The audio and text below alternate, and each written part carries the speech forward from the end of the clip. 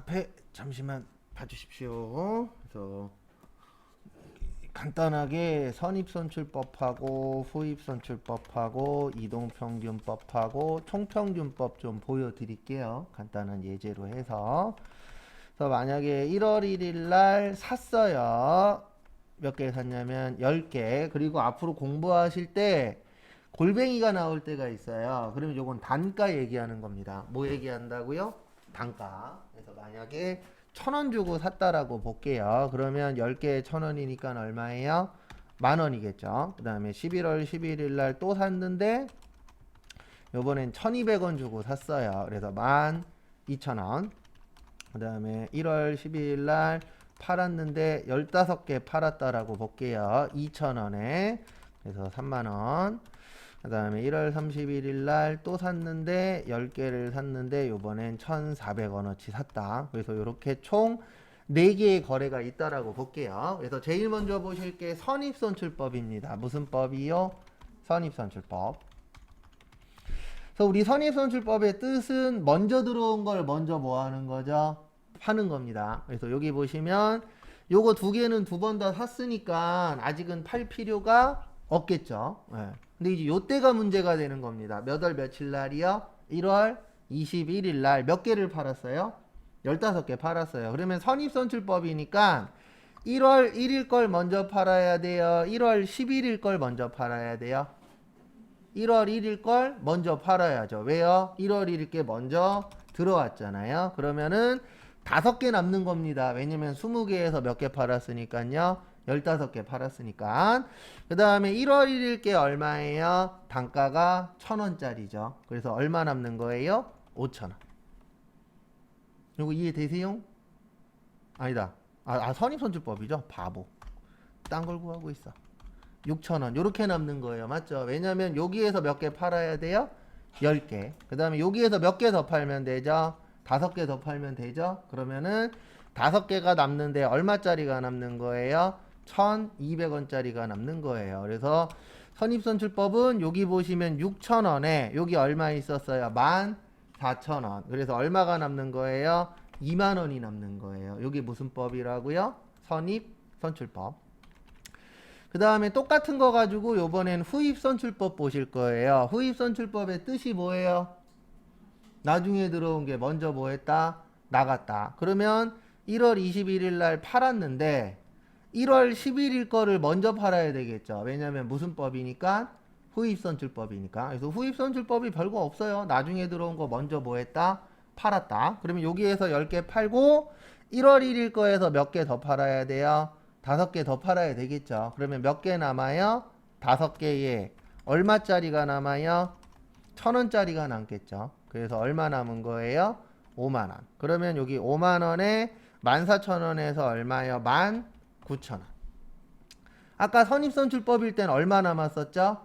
2만원 남았죠. 6,000원에 14,000원. 그러니까 어떤 방법을 쓰느냐에 따라서 요 금액이 같아져요? 아니면 달라져요? 달라지겠죠. 달라지니까 여러 가지 방법을 쓰는 거잖아요. 똑같으면 여러 가지 쓸 필요 있어요? 없어요? 없겠죠. 그 다음에 요번에는 이동평균법을 보여드릴 거예요. 무슨 법이요? 이동평균법. 요 이동평균법의 정의는 단가가 틀린 경우 단가를 재계산하는 거예요. 그래서 무슨 뜻이냐면 여기 보세요. 1월 1일 날 얼마죠? 단가가 1,000원이죠. 1월 11일은요? 1,200원이죠. 같아요? 틀려요? 틀리죠. 틀리면은 계산을 다시 하는 거예요. 그게 무슨 법이라고요? 이동평균법이에요. 그러면 요거는 이해를 하셔야 돼요. 10개하고 10개 있죠. 그럼 몇 개예요? 20개. 그 다음에 여기 만원하고 얼마 있죠? 12,000원 있죠? 더하면 얼마예요? 22,000원. 요걸 나누는 거예요. 그러면 얼마 나오냐면은 1,000 얼마 나와요? 100원 나와요. 요렇게 구하는 걸 무슨 법이라 그래요? 이동평균법이라고 합니다. 이동에서 평균 낸다 그래서 이동평균법이에요. 그러면 20개에서 15개 팔았죠. 그럼 이제 몇 개 남아요? 5개 남겠죠. 그 다음에 1,000 얼마짜리라고요? 100원. 그래서 5,500원. 근데 여기 문제가 하나 더 있습니다. 여기 얼마예요? 1,400원이죠. 얘는 얼마죠? 1,100원이죠. 그러면 또 평균을 또 내야 돼요. 왜 평균을 또 내야 되냐면은 단가가 뭐 하니까요? 틀리니까. 그러면은 여기 보시면은 여기 5개 있었죠? 여기 몇 개 샀어요? 10개 샀죠? 그럼 몇 개 돼요? 15개. 그리고 여기 5,500원이었죠? 여기 얼마예요? 14,000원. 더하면 19,000 얼마 나와요? 500원 나와요. 그래서 뭐 갖고 다니시라 그랬어요? 계산기 갖고 다니라 그랬죠. 계산기 쓸 일이 아주 많진 않아요. 실제 시험장 가면 계산기 쓸 일이 한 3문제에서 5문제밖에 안 돼요. 근데 그 3문제에서 5문제를 빨리 풀려면 뭐가 있어야 돼요? 계산기가 있어야 됩니다. 그러면은 1000 얼마가 나오냐면 300원이 나와요. 이런 식으로 왜 이동평균법이라고 하냐면 지금 여기 보시면 이동해서 평균 냈죠? 그 다음에 여기도 이동해서 뭐 냈어요? 평균 냈죠. 그래서 이동해서 평균 내는 방법이다. 그래서 무슨 평균법이라 그래요? 이동평균법. 그 다음에 마지막으로 보여드릴 건 총평균법인데 말뜻도 좀 이해하시면 좋아요. 총의 뜻이 뭐예요? 총이 토탈이에요. 전부. 그래서 이 총평균법은 한 번에 평균 내는 거예요. 몇 번에요?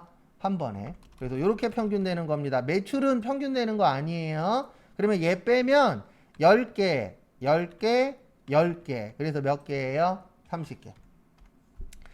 그 다음에 여기 보시면 10,000원, 12,000원, 14,000원 더하면 얼마예요? 36,000원. 요거를 한 번에 평균 낸다 그래서 총평균법이라고 해요. 그래서 평균 내면은 1,200원 나와요. 얼마 나와요? 1,200원. 그래서 이렇게 한 번에 평균 낸다 그래서 무슨 법이요? 총평균법인데 오늘 이후로 문제 나올 때 빼놓고는 이거에 대해서는 따로 설명은 안 드릴 거예요. 왜냐면 원래 이 문제 되게 중요하거든요. 다른 시험은. 근데 저희 시험은 이론이 무려 15개 나와요. 몇 개 나온다고요? 15개. 거기에다가 재무회계는 몇 개 나오지도 않아요. 그러다 보니까 원래 이거 되게 잘 내요. 다른 시험에 보면 막 이론만 40개씩 보는 시험들이 있어요? 없어요? 있죠. 그쪽 시험에선 되게 잘 나오는데 안타깝게도 저희 시험에선 그렇게 잘 나오진 않습니다. 그래서 요런 거 계산 문제 풀 시간에 암기를 하세요. 뭐를 하시라고요? 암기. 암기 얘기 저도 하기 싫은데 어쩔 수 없어요. 저희가 제일 안 되는 게 그거라. 그 다음에 교재로 넘어가겠습니다. 그래서 교재 몇 페이지로 넘어오시냐면요. 쭉 넘어오셔서 138페이지.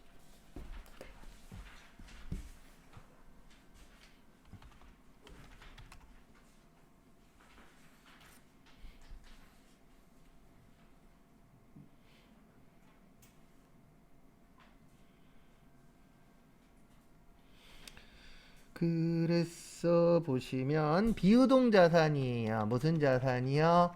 비유동 자산. 비유동 나오면 머릿속에서 이렇게 기억하셔야 됩니다. 몇 년 이상? 1년 이상이라고 기억이 나셔야 돼요. 그래서 요즘 사람들이 열심히 하고 계시는 투자. 그래서 투자하는 자산이다. 그래서 무슨 자산이요? 투자 자산. 그 다음에 형태가 있는 자산이다. 그래서 유형 자산. 그 다음에 형태가 없는 자산이다. 그래서 무형 자산. 그 다음에 이것도 저것도 아니다. 그래서 기타 비유동 자산. 이렇게 이제 처리가 됩니다.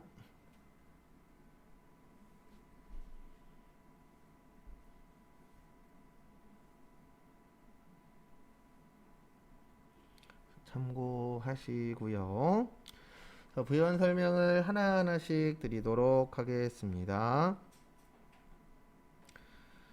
그래서 투자 자산은 무슨 목적으로 갖고 있는 거예요? 말 그대로 투자 목적으로. 무슨 목적이요? 투자 목적. 근데 회사 가시면 투자 자산이 많지 않아요. 왜 안 많냐면은 원래 투자라는 건 여윳돈으로 하는 거예요. 빚져서 하는 게 아니라. 그럼 회사 가시면은 투자할 돈이 많아요, 적어요? 적죠. 월급 주고 뭐 이것저것 쓰느라 바쁘잖아요, 회사에서는. 그래서 어느 정도 규모가 되지 않으면 투자 자산은 그렇게 많지는 않습니다. 왜냐하면 투자 목적으로 뭘 갖고 있을 수 있는 상황이 안 돼요. 저도 중소기업 다녀봤지만 대부분 중소기업의 상황은 예, 재료값 주고 인건비 내고 임차료 내고 공과금 내고 이러다 보면 남는 게 많지 않은 구조잖아요. 예.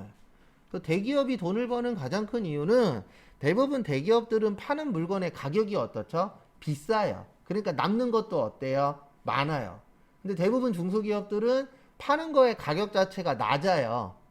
예, 큰 것도 있긴 있지만 대부분의 중소기업들은 싼 거를 많이 팔아야 되기 때문에 박리담회라고 우리가 표현을 하잖아요. 그러다 보니까 남는 부분들도 어쨌든 대기업에 비해서는 적을 수밖에 없죠. 싼 거를 싸게 팔아야 되는 입장이니까. 그래서 투자 자산인데 저희가 기억하셔야 될 거는 두 가지가 있어요. 몇 가지가 있다고요?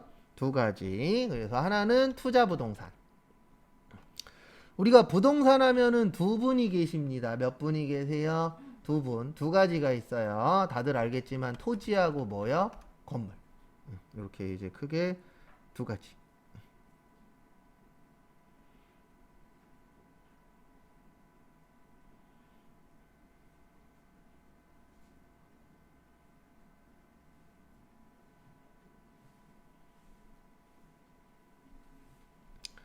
참고하시고요.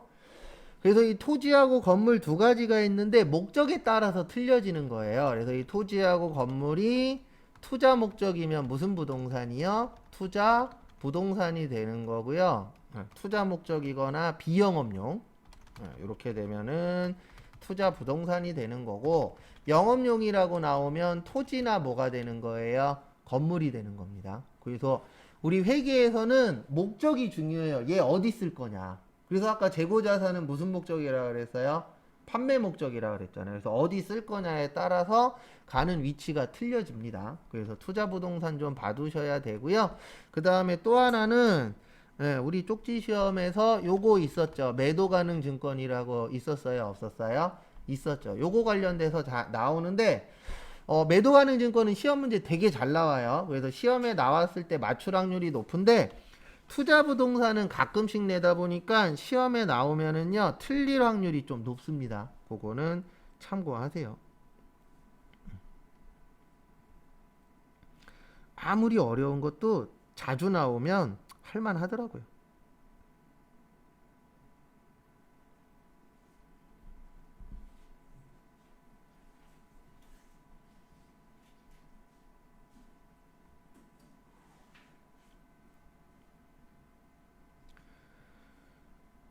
그 다음에 다음 거 보러 가도록 하겠습니다. 교재는 쭉 넘어오셔서 142페이지 유형자산 보실 거예요.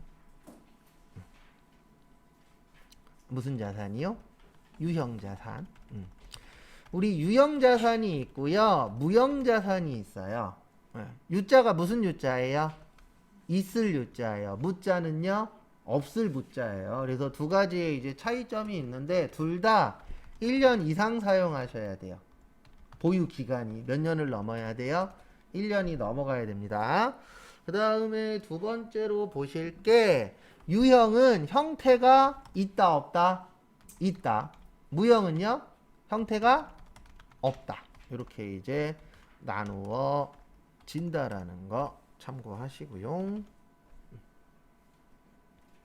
그래서 있다 그래서 유형자산, 없다 그래서 무슨 자산이요? 무형자산. 그 다음에 둘 다 영업에 사용해야 돼요. 그러니까 무슨 뜻이냐면 일하는 데와 관련성이 있어야 됩니다. 그래서 공부하실 때 영업이라고 나오면은 이제 업무, 뭐 판매 이런 쪽과 관련이 있다라고 보시면 돼요. 그리고 모든 자산은 효익이 있어야 돼요. 뭐가 있어야 된다고요? 효익. 효익의 뜻이 뭐냐면 효과나 이익이 있어야 돼요. 우리 회사에서 일을 하는데 요거를 가지고 사용을 함으로 해서 회사에 일정한 효과를 준다던가 무슨 창출을 할 수가 있어야 돼요? 이익 창출. 왜냐면 결론은 회사라는 게 돈 벌기 위한 곳이잖아요. 일반적으로. 그러면 돈을 벌려면은 이거를 씀으로 해서 회사한테 플러스 되는 요인이 있어야죠. 유형자산의 가장 대표적인 게 자동차예요. 회사에서 차량이 있어야 되잖아요. 왜냐면 빨리빨리 움직여서 빨리빨리 업무 처리를 해야 되잖아요. 그러려면은 자동차를 끌고 가는 게 훨씬 더 기동성에서는 좋죠. 돈을 아끼는 거는 대중교통이긴 하지만 대중교통의 단점은 뭐예요? 기동성이 떨어지잖아요. 실질적으로 기다려야 되고 갈아타야 되고 이런 부분들이 발생할 수 있기 때문에 그래서 회사에선 대부분 차량 갖고 많이 움직이죠. 그래서 영업하시는 분들은 기본적으로 대부분 자동차 끌고 다니잖아요. 근데 그 이유 중에 하나가 빨리빨리 움직이는 것도 중요한 업무 중에 하나니까. 그 다음에 뭐 기계 장치도 있어요. 우리 회사에서 기계를 사는 이유가 뭐예요? 이 기계로 물건을 만들어서 뭐 창출하는 거죠? 이익 창출하는 거죠. 그래서 그런 부분들도 있다라는 거 참고하시고요. 예, 요걸 가지고 이제 교재 보면서 설명을 하나하나씩 또 드리도록 하겠습니다. 142페이지는 무슨 자산이세요? 유형 자산입니다. 그래서 유형 자산이란 재화의 생산, 용역의 제공, 타인에 대한 임대 또는 자체적으로 사용할 목적으로 보유하는 거기에다 밑줄 치세요. 물리적으로 뭐가 있어야 된다고요? 형태가 있어야 돼요. 형태가 있는 자산으로서 몇 년 이상 쓰셔야 된다고요? 1년 이상. 그것도 참고하시고. 그 다음에 판매의 목적이 있으면 안 돼요. 판매의 목적이 있으면 무슨 자산이 되는 거예요? 재고 자산이 되는 겁니다. 무슨 자산이요? 재고 자산. 그래서 팔 거냐, 안 팔 거냐, 이런 부분들도 중요하다라는 거 참고하시고요.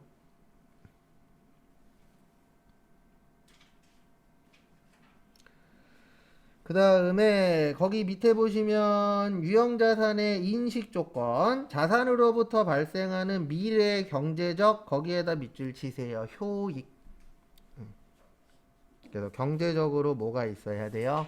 효익이 있어야 돼요. 그래서 효익의 뜻은 효과나 이익이라 그랬죠.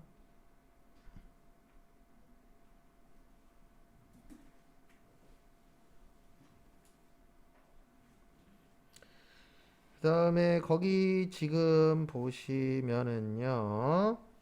유형자산의 취득원가 밑에 외부에서 구입하는 경우라고 있습니다. 뭐라고 있어요? 외부에서 구입하는 경우.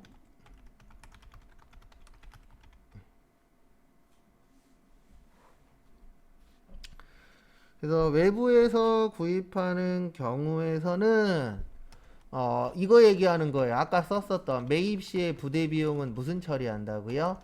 원가 처리한다. 네, 그거 얘기하는 거예요. 그래서 구입 나오면 거기 보시면 구입 대금 이외에 매입 수수료, 소개료, 등기료, 취득세, 인수비, 하역비, 시운전비 등의 부대 비용은 뭐가 된다고요? 포함된다.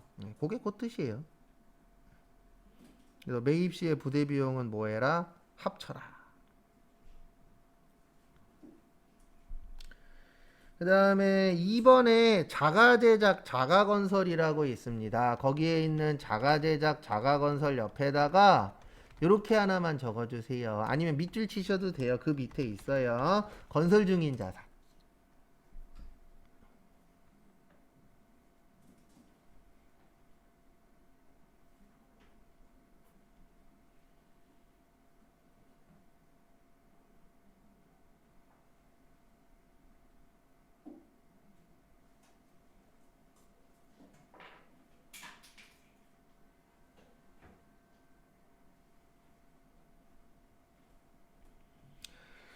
그래서 앞에 보시면 자가 제작하고 뭐요? 자가 건설. 그래서 요거는 우리 회사에서 만드는 거예요. 그래서 회사에서 보면은 건물이 필요해서 돈 주고 짓는 경우들이 있어요, 없어요? 있죠. 그걸 뭐라 그래요? 건설 중인 자산이라고 표현을 합니다. 그래서 건설 중인 자산의 특징이 뭐냐면은요, 얘는 아직 완성 안 된 거예요. 맞죠? 건설 중이다의 뜻이 뭐예요? 아직 완성이 안 됐다는 뜻이죠.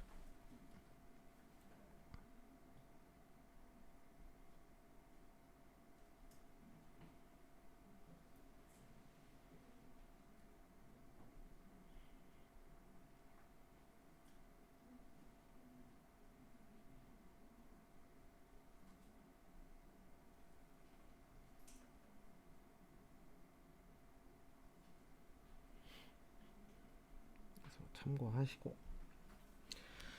그 다음에 교환은 외워야 됩니다. 요거는 좀 어렵게 나와서 좀 암기로 대체를 좀 하실 거예요. 그래서 교환이 뭐죠? 교환. 교환이 말 그대로 뭐 하는 거예요? 바꾸는 거예요. 뭐 하는 거예요? 바꾸는 거. 그래서 교환에는 두 가지가 있어요. 동종 자산 간의 교환이 있고 이종 자산 간의 교환이 있습니다. 그래서 동종이 뭐죠? 같은 거죠. 그래서 같은 것들끼리 바꿔야 될 수도 있고 이종은 뭐 한 거예요? 다른 거잖아요. 다른 것들끼리 바꿀 수도 있다 없다? 있다. 그래서 땅하고 땅하고 바꾸면 동종이 되는 거고 땅하고 건물하고 바꾸면 이종이 되는 거죠. 그래서 동종자산 간의 교환은 제공한 자산의 장부가액.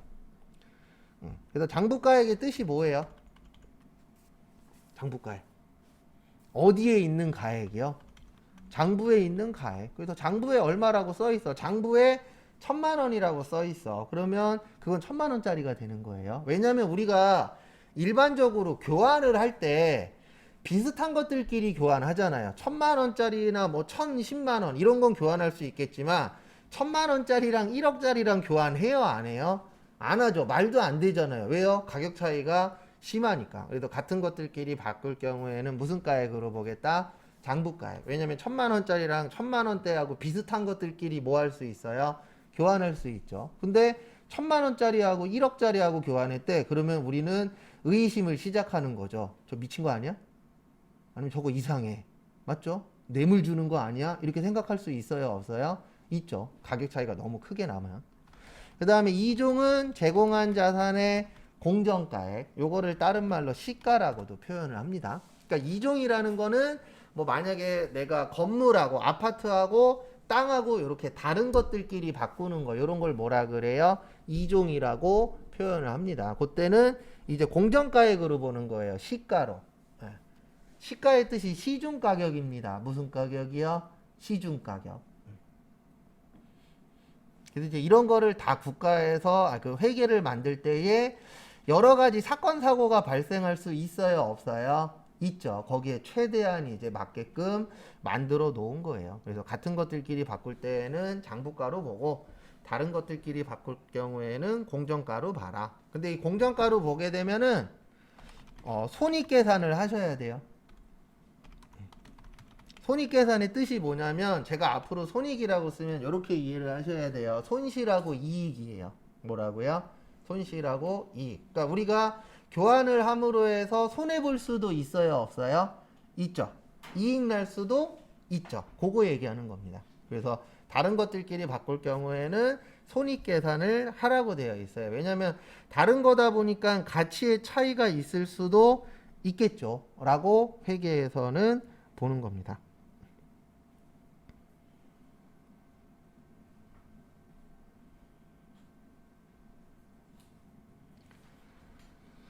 그 다음에 교재 보면서 이제 또 부연 설명 드리도록 하겠습니다.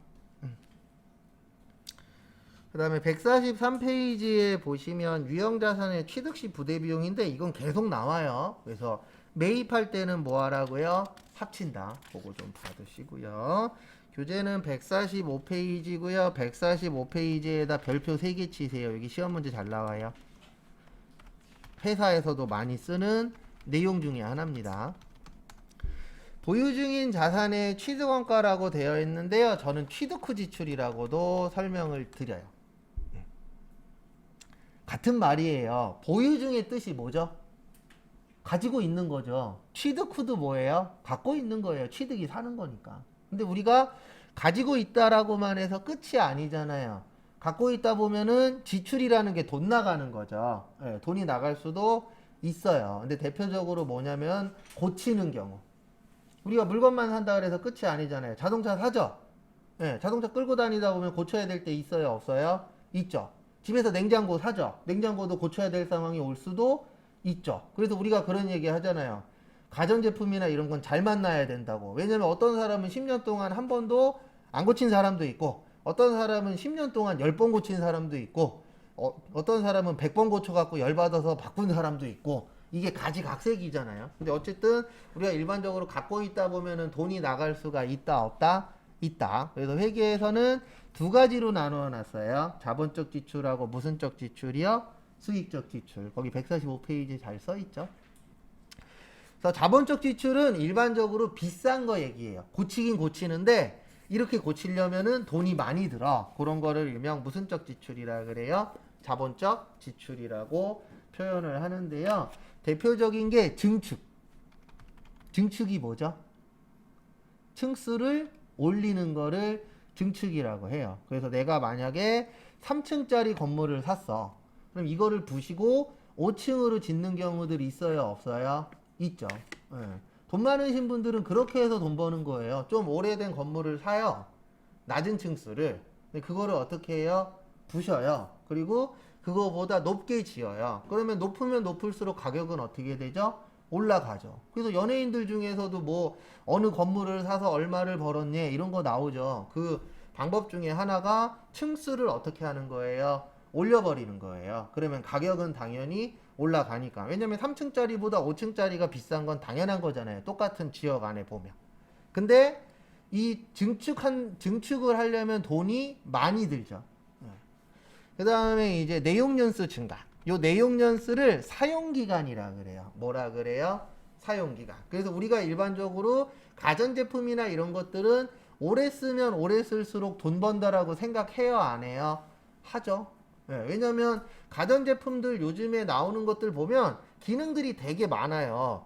근데 어차피 기본적인 기능은 옛날 거나 지금 거나 큰 차이가 없죠. 근데 이제 새 거면 새 거일수록 거기에 부수되는 기능들이 많잖아요. 그래서 뭐 어떤 거는 뭐 그 뭐냐 LED가 들어가 있는 냉장고도 있고, 예, 거기에 뭐 몇 월 며칠 날 뭐 뭐를 넣었고 그런 식으로 뭐 적을 수 있는 것도 있다라고 하더라고요. 예, 어쨌든 근데 어차피 냉장고가 하는 기본 역할은 음식 보관이잖아요. 그건 옛날 거나 지금 거나 어때요? 똑같아요. 근데 이제 부수적인 게 좀 더 많은 거지. 그러면 옛날 거를 오래 쓰면은 돈 번다라고 생각을 하잖아요. 근데 이건 이제 어떤 경우냐면 이런 경우예요. 우리가 만약에 냉장고가 고장났어요. 그래갖고 아저씨를 불렀더니 아저씨가 와서 이런 얘기를 할 수가 있습니다. 이거 부품 바꾸시면 오래 쓰실 수 있어요. 그러면 우리가 이렇게 물어봅니다. 부품 얼마예요? 그러면 대부분 가격이 높겠죠. 그러면 그냥 아니에요, 괜찮아요. 그냥 기본적으로만 쓸 수 있게 해주세요. 이렇게 얘기하는 경우도 있을 수 있죠. 아니면은 그 비싼 그 부품을 교체해서 사용 기간을 뭐 할 수도 있죠. 늘릴 수도 있죠. 그래서 내용 연수 그러면은 무슨 기간이라고요? 사용 기간. 근데 우리가 사용 기간을 늘리려면은 기존에 있는 부품보다 더 좋은 부품으로 바꿔야 되잖아요. 아니면 이럴 때도 있어요. 만약에 컴퓨터가 고장 났어요. 그 컴퓨터 고치는 아저씨를 불렀는데 컴퓨터 고치는 아저씨가 고치다가 이런 얘기를 할 때가 있습니다. 이 안에 있는 부품 바꾸시면 오래 쓸 수 있다고. 그러면 우리는 항상 일단 뭐를 먼저 물어봐요? 가격을 먼저 물어보죠. 그래서 얼마예요? 그랬더니 얼마래. 너무 비싸. 그러면 포맷만 해주세요. 이런 경우들도 있어요? 없어요? 있어요. 왜냐면 자본적 지출은 다 금액이 큰 것들이에요. 그 다음에 엘리베이터 설치.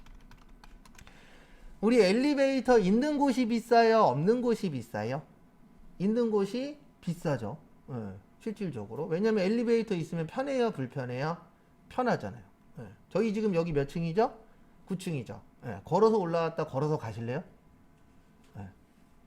예전에 저희 13층에 있었어요. 예전에는. 근데 한번 여기가 전기가 나간 적이 있어요. 건물 통으로. 아침에 왔는데 전기가 안 들어온대. 그러니까 당연히 엘리베이터도 안 움직이겠죠. 그리고 계단 걸어서 올라오는데 이제 몇몇 분들이 욕을 막 난무하시면서 올라오시더라고요. 가는 날이 장날이라고. 엘리베이터가 있냐 없냐 중요해요 안 중요해요? 중요해요. 그리고 엘리베이터가 있느냐 없느냐에 따라서도 가격 차이가 당연히 날 수밖에 없겠죠. 그래서 과거에 이거 진짜 있었던 일인데 두바이 아시죠? 두바이에서 한 80층 정도 되는 건물을 짓고 있었대요. 근데 막 짓고 있는데 어느 인부가 이상하더래요. 찝찝하더래요. 그래서 설계도를 자세히 봤더니 얘가 없었던 거죠. 뭐가요? 엘리베이터가. 그것도 80층 되는 게. 그러면은 완공되면 80층은 안 팔립니다. 여러분들 엘리베이터 없는 80층 한번 올라가 보실래요? 올라가다가 퇴근하고 싶어질 거예요. 맞죠? 그래서 항상 우리가 보면은 없어야 그거에 대한 간절함이 느껴집니다. 제가 예전에 운동하다가 엄지발가락 한번 꺾인 적이 있었는데 수업하고 요 앞에 일반적으로 걸어가면은 10분이면 가는 한의원에 침 맞으러 갔거든요. 이게 엄지발가락이 아프니까 못 걷더라고요, 제대로. 그때 처음으로 제 앞을 지나가시는 어르신이 부러웠어요. 그리고 10분이면 가는 걸 거의 40분 걸리더라고요. 그래서 하나라도 아프면 이게 분명히 불편함이 있더라고요. 그래서 엘리베이터도 있냐 없냐 되게 중요합니다. 그 다음에 냉난방 장치 설치. 냉난방 장치 뭔지 아시죠? 냉난방 장치가 이제 뭐 에어컨이나 아니면 보일러, 이런 거 있는 게 비싸요? 없는 게 비싸요? 있는 게 당연히 비싸죠. 그 다음에 용도 변경. 용도 변경은 이런 거 얘기하는 거예요. 이거 이제 앞으로도 이것 때문에 계속 뉴스에 나올 건데, 농지 갖고 계신 분들이 있어요? 없어요? 있죠. 근데 만약에 내가 농사를 짓는 땅에 갑자기 여기에다 신도시를 짓겠대. 그러면은 상업지나 주택지로 바뀌어요? 안 바뀌어요? 바뀌어요. 이거 바뀌는 순간 떼도 봅니다. 왜냐면 대부분 농지는 상업지나 주택지보다는 싸요? 비싸요? 싸죠. 이걸로 바뀌면 돈 많이 버실 수 있어요. 그 실제 제가 예전에 노인복지회관에서 일을 했었는데 김포 쪽에서 일을 했었거든요. 지금은 엄청나게 발전 많이 했는데 저 있을 때는 조금만 나가면 논밭이었어요. 근데 거기가 이제 다 지금 신도시로 바뀌어 있죠. 김포 신도시로. 거기에 갖고 있었던 분들 막 몇십억에서 몇백억까지 보상받으신 분들도 있어요. 근데 중요한 게 이게 부모님이 보상받으시면 부모님이 좋으신 게 아니라 그 자식들이 좋습니다. 왜냐면 그분들은 돈을 많이 써본 적이 없어서 돈 있어도 못 써요. 그럼 그거 다 나중에 자식들이 뭐 하는 거예요? 상속받는 겁니다. 그리고 항상 모든 일은 돈 때문에 생겨요. 그래서 제가 노인복지관에서 어떤 경우가 있었냐면 이제 거기도 이제 혼자 계신 분들이 있잖아요. 그럼 막 소개팅도 하고 하세요. 서로. 그 이제 결혼식을 한다라고 소문이 난 거예요. 이제 두 분이서 이렇게 잘 만나고 계셔서 복지회관에서 조촐하게 결혼식을 하고 같이 살 거다. 이게 한 달 전에 이제 소문이 퍼져서 아 하나보다 그랬었는데 일주일 전에 캔슬됐어요. 근데 왜 캔슬됐냐면 할머니가 부자인 거예요. 그리고 할아버지는 그냥 평범하세요. 누가 반대했어요? 할머니의 자식들이 반대했어요. 왜 반대했냐면 같이 살아서 이게 이제 나중에 상속 문제가 생기면은 이쪽 할아버지네 자식들한테 일부 떼어줘야 되잖아요. 그래서 극구 반대해갖고 결혼식은 안 하고 그냥 만나시기만 하는 걸로 결론이 났죠. 다 돈 때문입니다. 다 필요 없어요. 싸우잖아요. 제가 봤을 때 싸움 나는 거의 99%는 돈이에요. 거의 다. 그러니까 돈만 안 들어가면 사람들이 얼마나 착한데요. 근데 이제 거기에 돈이 끼고 문제가 발생하면 사람들이 이제 좋아질 수가 없죠. 저도 똑같아요. 저도 예전에 그래갖고 전 회사에다 전화해갖고 거기 과장하고 욕 대판한 적이 있었어요. 내가 가냐, 네가 오냐까지 했었으니까. 그러니까 돈 안 들어가면 사람들이 괜찮은데 돈만 들어가면 변합니다. 그래서 가족들 간에 무슨 거래 하지 말라 그래요? 돈 거래 하지 말라 그러죠. 근데 어쨌든 부러웠어요. 어떤 분은 100억 넘게 이렇게 보상금 받으신 분도 있다 그러더라고요. 그 다음에 결론은 뭐냐면 자본적 지출은 자산 처리하도록 되어 있어요. 왜냐하면 가치가 상승하니까. 그래서 우리가 증축하거나 오래 쓰거나 엘리베이터가 달리거나 보일러나 에어컨 설치를 하거나 아니면 용도가 변경되면은 값어치가 올라갑니다. 그래서 무슨 처리한다고요? 자산 처리해라 라고 되어 있고요. 그 다음에 수익적 지출은 대부분 금액들이 적은 거예요.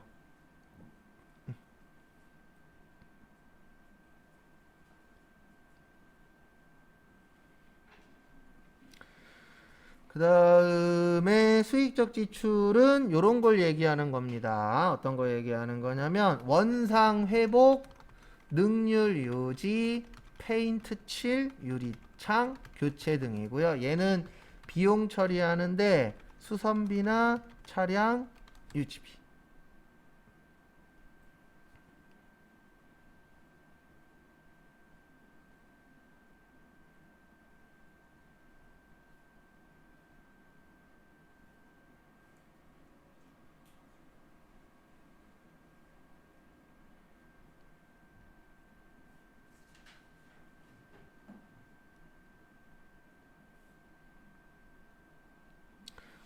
참고하시기 바랍니다.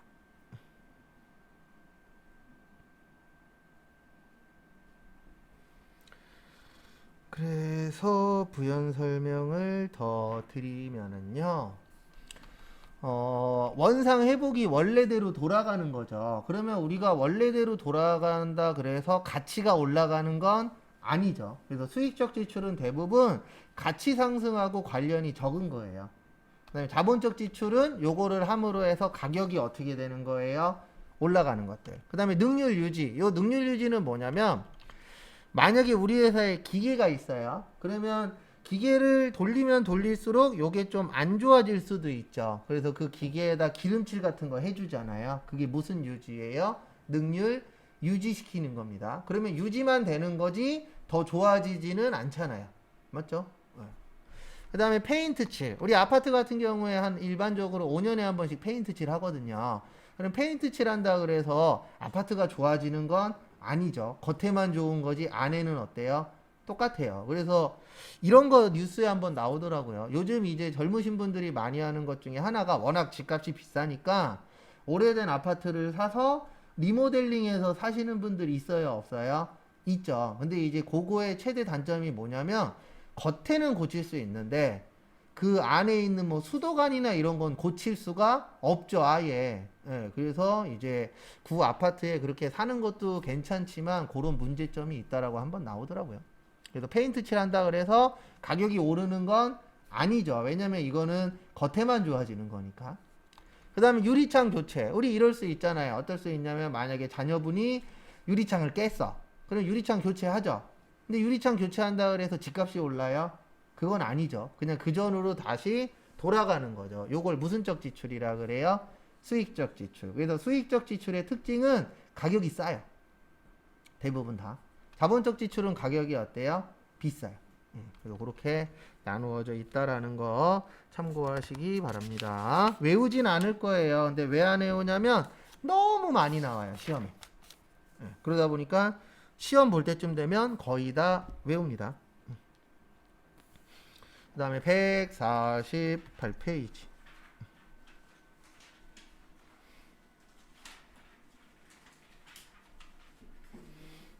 감가상각. 감가상각. 그래서 감가상각의 뜻이 뭐냐면은요, 가격이 감소한다라는 거예요. 왜냐면 우리가 일반적으로 모든 물건들은 아닌 것도 있긴 있습니다. 거꾸로 가는 게 대표적인 게 이제 아파트. 근데 아파트도 나중되면은 지금은 아니지만 다음 세대가 될지 다음 세대가 될지 아니면 뭐 10년 후가 될지 5년 후가 될지 모르겠지만 앞으로 다 감가상각하는 시대가 올 거예요. 그래서 감가상각의 뜻이 가치가 뭐 하는 거예요? 떨어지는 거예요. 우리가 일반적으로 쓰면 쓸수록 가치 떨어지잖아요. 컴퓨터 처음에 살 때 비싸죠. 근데 쓰면 쓸수록 가치가 어떻게 돼요? 떨어지죠. 그거를 이제 금액으로 만들 수 있는 걸 요걸 무슨 상각이라 그래요? 감가상각이라고 합니다. 그 다음에 내가 만약에 새 차를 샀어. 1년 후에 팔았어. 그럼 감가상각 해요? 안 해요? 해요. 그래서 1년 동안 끌었으니까 가치가 조금이라도 뭐예요? 떨어지죠. 그래서 감가상각의 키포인트 중에 하나는 요거예요. 체계적이고 합리적.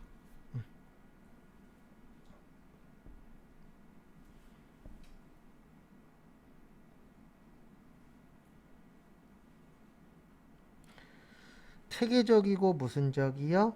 합리적.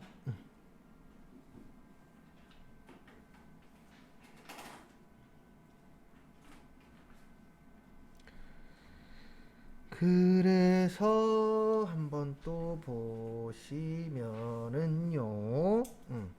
요 체계적이고 합리적이 뭐냐면 결론은 누구든지 믿을 수 있는 금액이어야 된다는 뜻이에요. 우리가 그냥 내가 만약에 자동차 팔러 갔는데 아무것도 없는데 그냥 와갖고 이거 1년 지났으니까 1,000만 원 깎을게요. 이런 말이 돼요? 안 돼요?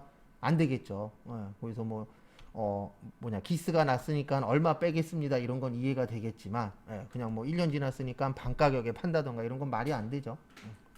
근데 참고로 외제차는 3년인가 지나면 차값이 확 떨어집니다. 제가 알기로는 3년이에요. 근데 그게 왜 그러냐면 3년이 무상 AS 기간이거든요. 외제차 같은 경우에. 외제차 그 안에 들어가는 부품들 가격이 어때요? 비싸요. 백밀러만 해도 만약에 우리나라 게 30이면 외제차는 300 이상이에요. 백밀러 하나 값만 해도. 예. 근데 거기에다 보험료도 비싸고, 그 다음에 3년 지나면 AS도 안 되고, 그 다음에 요즘도 그거 하는지 모르겠는데, 과거에 이런 것도 있었어요. 어떤 것도 있었냐면은 3년 동안에는 이자만 내고 탔었어요. 외제차를. 예. 근데 이제 3년 이후부터 모두 내야 돼요. 원금도 내야 돼요. 그런 식으로도 지금도 하는지 모르겠어요. 그런 식으로 판 적도 있었기 때문에 외제차 그러면은 사람들이 많이 끌고 다닌 적이 있었죠, 한때. 근데 지금도 많이 끌고 다니죠. 그래서 저도 운전할 때 저는 SM3 끌고 다니는데 제 앞에 외제차가 오면 육두문자를 막 날리죠. 빨리 꺼지시라고. 근데 문제는 뭐냐면 이게 꺼지면 다음 게 또 들어오는데 또 들어오는 것도 뭐예요? 또 외제차야. 그래서 저는 외제차가 제 앞에 있으면 공간을 많이 줘요. 빨리 들어오시라고. 네. 왜 그러냐면 그냥 부딪히면 어쨌든 짜증 나잖아요. 내 차는 싼 거고 저쪽 차는 어쨌든 내 차보다는 비싼 거니까. 네. 그래서 제일 기쁠 때가 내 앞에 경차 들어올 때가 제일 기뻐요. 그거는 박아도 좀 박을 일은 없지만 박아도 좀 안전하니까. 그래서 감가상각에서는 공식 외우셔야 돼요.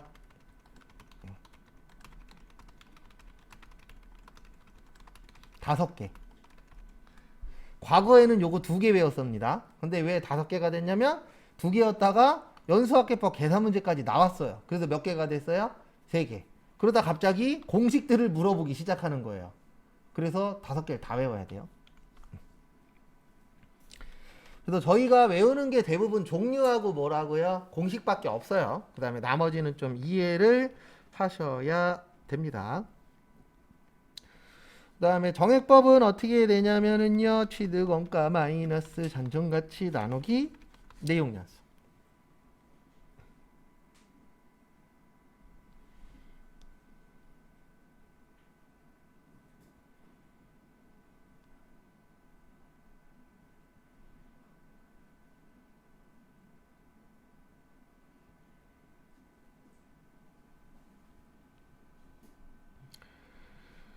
그 다음에 다음 거 보시면은요, 정률법. 그래서 정률법은 취득원가 마이너스 감가상각노계 곱하기 정률. 그래서 정액법의 뜻이 뭐예요? 정액의 뜻이 뭐예요? 정해져 있다. 뭐가요? 액수가. 그래서 무슨 법이라 그래요? 정액법. 정률법도 정해져 있어요. 근데 뭐가 정해져 있냐면 율이 정해져 있어요. 요거. 그래서 정해져 있다 그래서 무슨 법이요? 정률법. 그 다음에 세 번째는요, 연수학계법인데 취득 원가 마이너스 잔존가치 곱하기 내용 연수의 합분의 잔여 내용 연수. 그래서 연수 갖고 한다 그래서 무슨 법이요? 연수 학계법.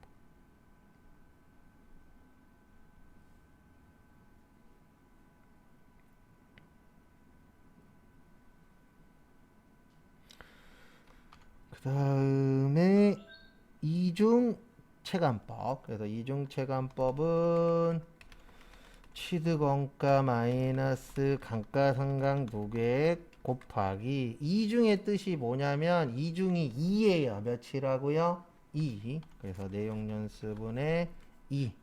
그래서 이중이 2배 얘기하는 거거든요. 그래서 여기 몇이 나오는 거예요? 2.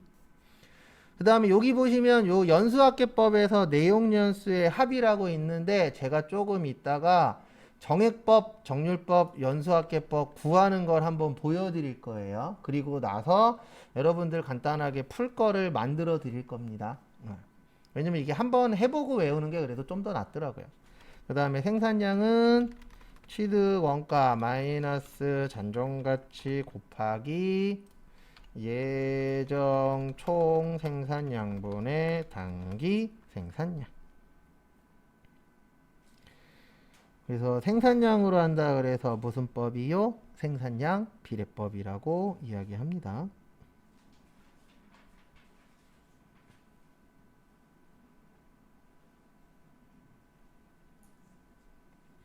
참고하시고.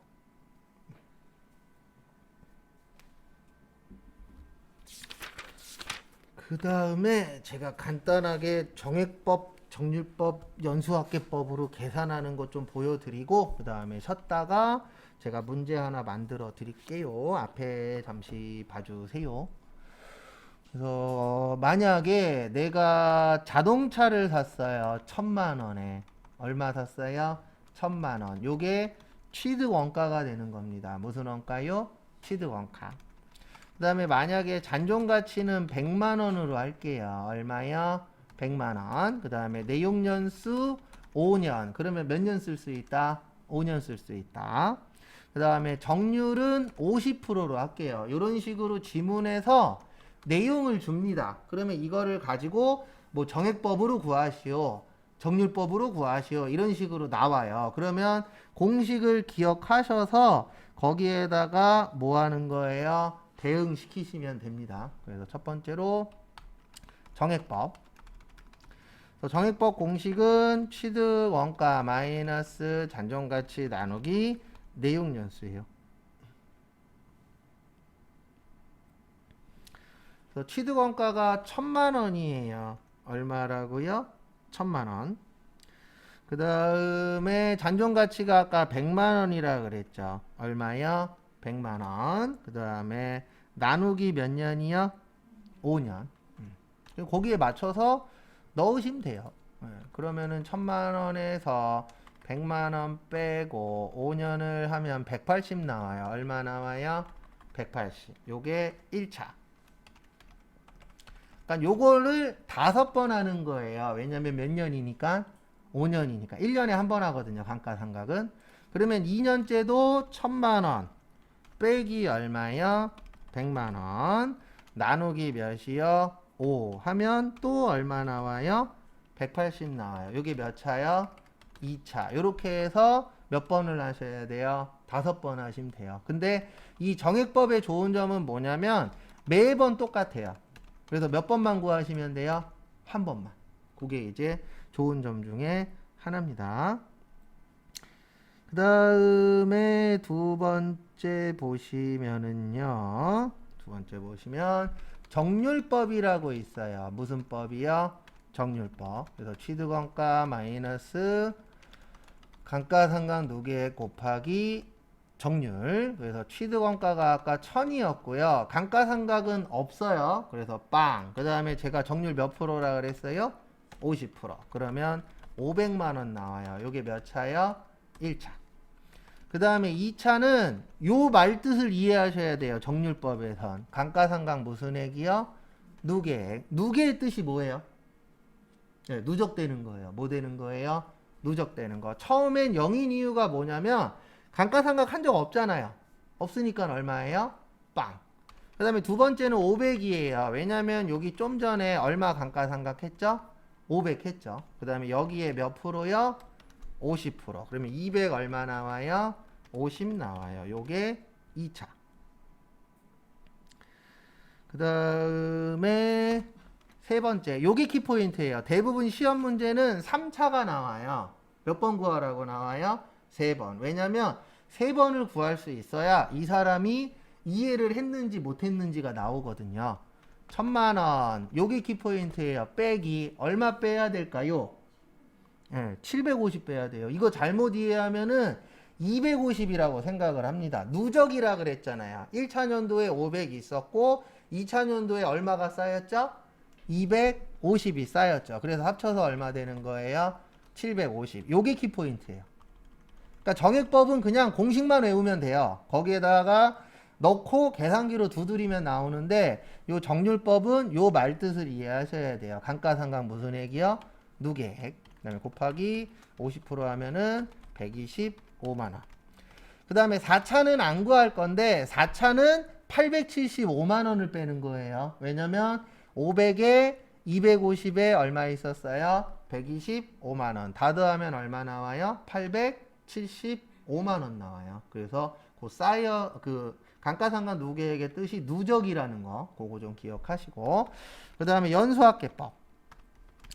취득원가 마이너스 잔존가치 곱하기, 여기에서 키포인트는 요거를 이해하셔야 돼요. 내용연수의 합분의 잔여 내용연수, 요거 이해하는 게 키포인트입니다. 연수학계법은. 아까 정률법은 감가상각 누계액을 이해하시는 게 중요해요. 아까 제가 취득원가 1000만원이라 그랬어요. 얼마요? 1000만원. 잔존가치는 100만원이에요. 내용연수 아까 제가 5년이라 그랬습니다. 몇 년이요? 5년. 그러면 내용연수의 합은 이렇게 구하는 거예요. 5년일 때는 1부터 몇 가지 더하는 거예요? 5.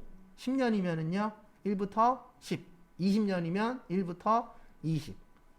근데 참고로 저희 시험은 다른 시험하고 좀 틀린 게 계산 문제 꼬는 게 다른 문제에 비해서 좀 적어요.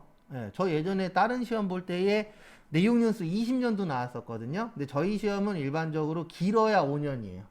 짧으면 3년. 왜 그러냐면 다른 시험에 비해서 좀 틀린 점이 뭐냐면 이 사람이 공식을 알고 있느냐를 물어보는 시험 문제가 훨씬 더 많아요. 근데 거기에서 약간 장난치는 경우도 있긴 있습니다. 없지는 않은데 다른 시험에 비해서는 덜한 편이에요. 이 회계 관련된 시험 보시면 이런 얘기들 많이 해요. 장난치는 것 같다고 시험이. 근데 대부분 문제들이 장난치는 문제들밖에 없어요. 근데 저희 시험은 그나마 그 장난이 좀 덜해요. 그 다음에 여기 자녀 내용 연수 있죠. 자녀가 남은 거예요. 뭐 한 거라고요? 남은 거. 그러면 처음에는 한 번도 안 했으니까 몇 년 남았어요? 5년 남았죠. 그래서 요거 계산하면 요렇게 됩니다. 300 나와요. 얼마 나와요? 300. 요게 1차. 그 다음에 2차는 취득원가 마이너스 잔존가액 곱하기 1부터 5까지 더하면 15 나와요. 몇 나와요? 15. 그 다음에 처음에는 5년이었죠. 이제 1년 지났으니까 몇 년 남았어요? 4년 남았죠. 그래서 15분의 몇이요? 4. 그러면 240 나와요. 요게 2차. 그 다음에 3차는 1000만원 빼기 100만원 곱하기 15분의 3.